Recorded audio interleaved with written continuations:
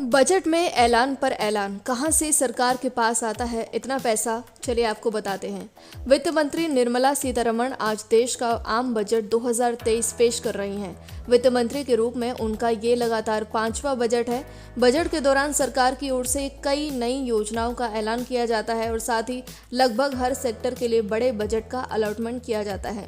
लेकिन क्या आप जानते हैं कि सरकार के पास ये पैसा कहां से आता है और इसे कहां कहां खर्च किया जाता है? बीते वित्त वर्ष 2022-23 के लिए बजट का आकार 39.45 लाख करोड़ रुपए था और इस बार भी देश का आम बजट करीब 40 लाख करोड़ रुपए होने वाला है। आइए जानते हैं कमाई और खर्च की पूरी प्रक्रिया के बारे में। सबसे पहले बात कर लेते हैं सरकार के पास इतना पैसा कहां से आता है। सरकारी आंकड़ों के मुताबिक बता दें, सरकार की ओर से मुहैया कराई गई बजट 2022 कॉपी में इसका पूरा ब्यौरा मुहैया कराया गया था। इसके मुताबिक सरकार की कमाई आमतौर पर लोग जानते हैं कि टैक्स और राजस्व के जरिए होती है। सबसे ज्यादा उधार और अन्य देयताएं से फंड मिलता है। उसके बाद जीएसटी और अन्य टैक्स से पैसा मिलता है। सरकार की कमाई का 35% हिस्सा कर्ज और अन्य देनदारियों से ही आता है।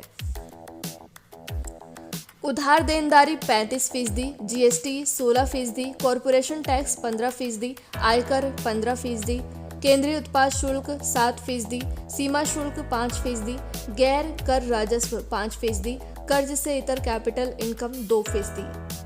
1 रुपए की कमाई के हिसाब से देखें तो सरकार के पास इसमें से 35 पैसे उधार और अन्य देयताओं से आता है। इसके बाद GST, corporation tax, income tax, custom duty समेत अन्य टैक्सेस का हिस्सा होता है। इन जरियों से हुई कमाई को सरकार बजट में लोक कल्याण योजनाओं से लेकर दूसरे मदों पर खर्च करती है।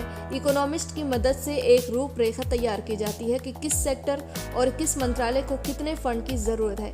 इसके बाद अलग अलग सेक्टर्स के लिए बजट के आवंटन का ऐलान किया जाता है। सबसे ज्यादा खर्च की बात करें तो ब्याज चुकाने में सबसे ज्यादा पैसा खर्च किया जाता है, जो करीब 20% है। ऐसे खर्च होता है सरकारी पैसा।